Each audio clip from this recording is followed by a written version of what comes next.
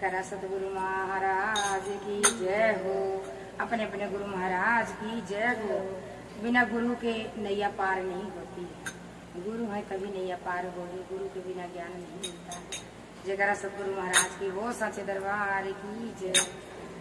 अरे छूट गए छूट गए छूट गए रे, अरे छूट गए छूट गए छूट गए, गुरु जी तेरी माला छूट गई, गुरु जी तेरी माला छूट गई, छूट गई छूट गई छूट गई रे, छूट गई छूट गई छूट गई, गुरु जी तेरी माला छूट गई, गुरु जी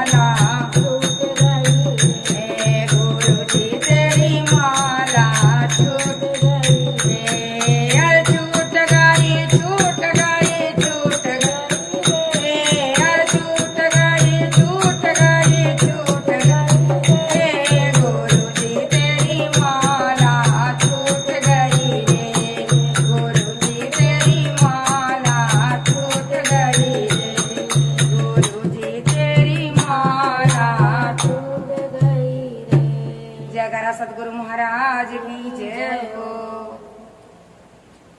भैया वो मोबाइल निकाल के दे दे।